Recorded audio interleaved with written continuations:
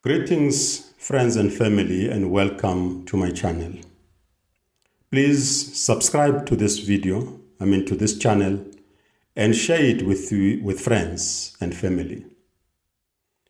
Today, I'm going to address another contradiction which is found in both the Gospels of Matthew and Luke. This is the third contradiction that I'm discussing. In the other two videos, we dealt with the first two. Please go to those videos and view them and make a comment if you have a different opinion. I'll appreciate it. The contradiction that we're going to deal with today is about, or it is around, the birth of Jesus. In the Gospel of Matthew, we are told that when Jesus was born in Bethlehem, we are not giving all the stories of Jesus traveling from Nazareth or Jesus' parents living in Nazareth. We are just told that they stayed in Bethlehem. Or we are not giving that information. We are just told that Jesus was born in Bethlehem. Okay. So around that time, the wise men, you know the story of the wise men who traveled from the east and came to worship Jesus, baby Jesus. So before they heard and before they met Jesus, they went to Jerusalem and inquired about where the King of the Jews would be born. When they were making those inquiries, King Herod, who was the king at that time, went to the chief priests and asked them what their scriptures were saying about the King of the Jews. Where was he going to be born? So the chief priest told King Herod that he's supposed to be, or he's going to be born in Bethlehem. So the wise men, or the Magi, went to Bethlehem. But before they went, King Herod told them, or asked them to come back and bring him word of the birth of the King of the Jews, so that he can also go to worship him.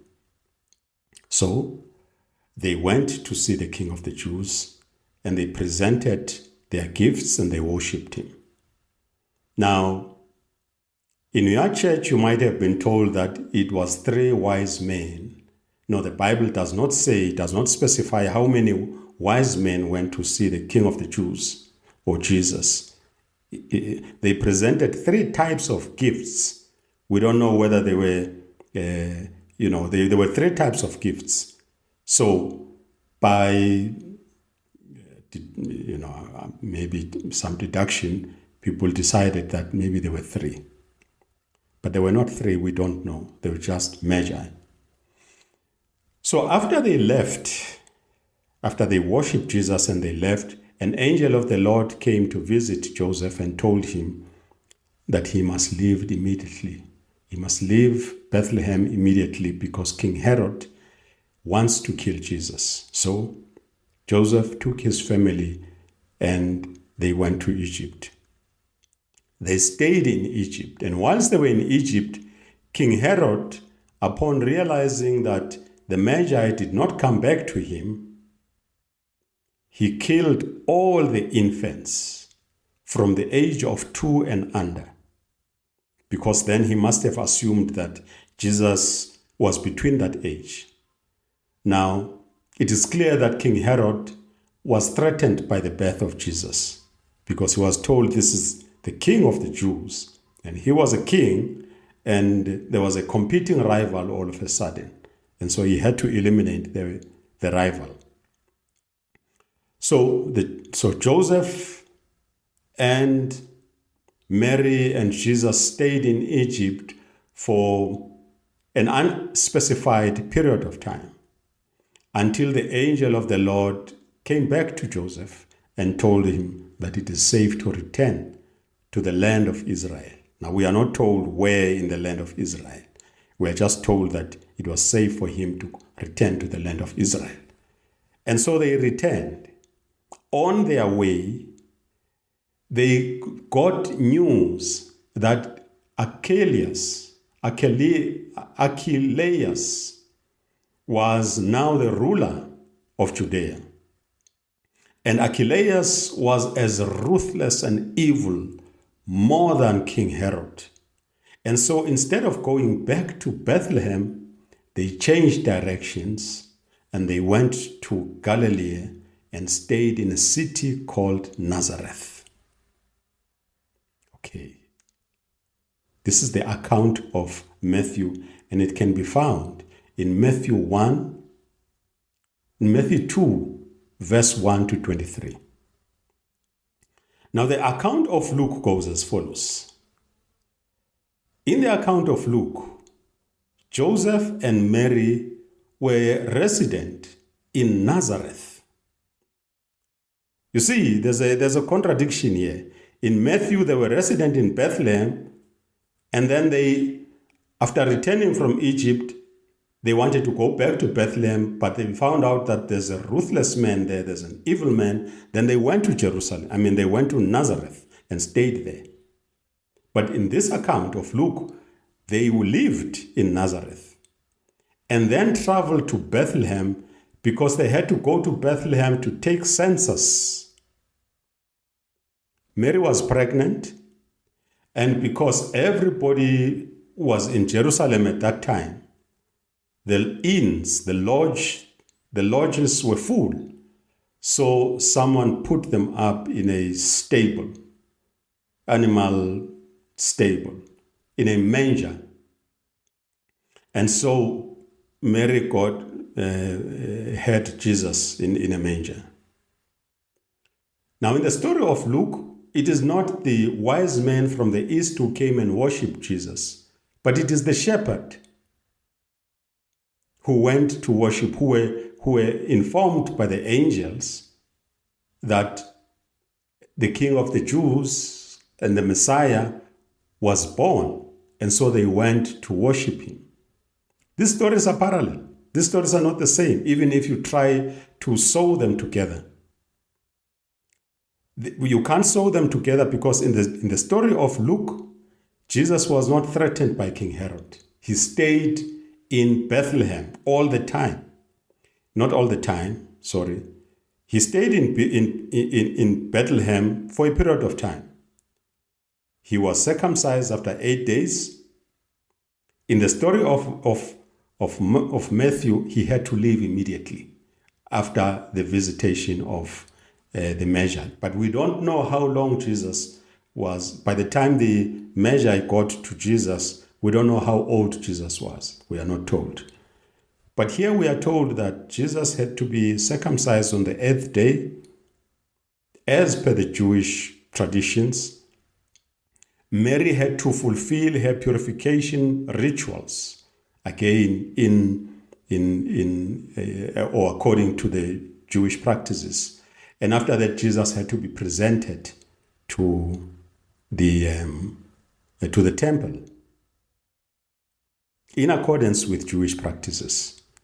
And from there on, they returned to Nazareth where they lived, and every year they went back and forth. Every year they went to Jerusalem to celebrate Passover. And they would return back to Nazareth and go back the following year to celebrate Passover. Until Jesus was 12.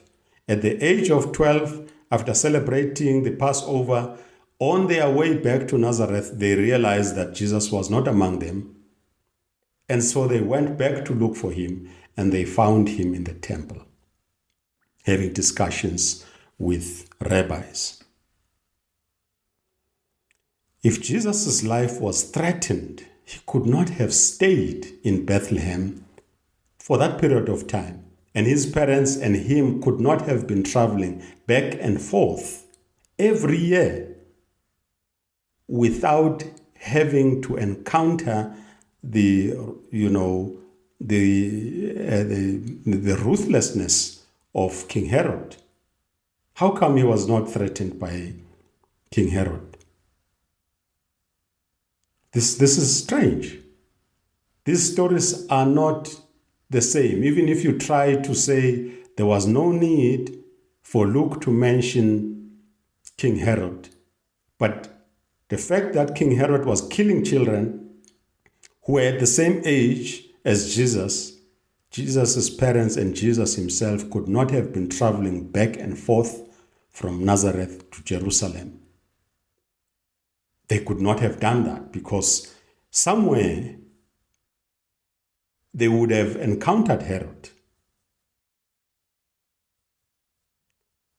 And the other gospel does not mention the census. Maybe that is not important.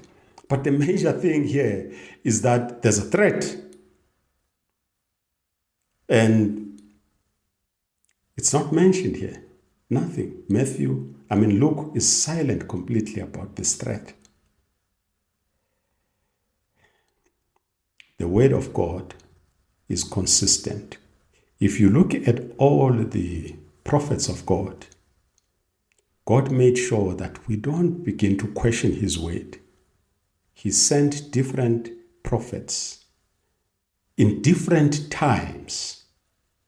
Their messages are the same. There's no prophet that talks about something that contradicts the other prophet. There's consistency in their messages. Even if they are 100 years apart from one another, their message is the same. You don't get parallel stories that don't make sense. You don't get to hear that the temple, the first temple which was built by King Solomon, was destroyed. And then the other prophet talks about an incident which occurred on the same time when the temple was destroyed, but speak as if the temple is still there. No. That's why we trust in the word of God. Otherwise, if the word of God has contradictions, what should we trust? We can't trust contradictions. At the time when the gospel was written, obviously people did not bother. Firstly, people had no access to the Bible. Secondly, only priests had access to the Bible, and only them could teach. As it is happening today, only preachers, only priests teach. And we trust what they say to us. Most of us don't go and read to see whether there's consistency in what they say and what is written. But we don't also look at the consistency that is there in the Bible. The word of God cannot be contradictory. The New Testament contradicts itself.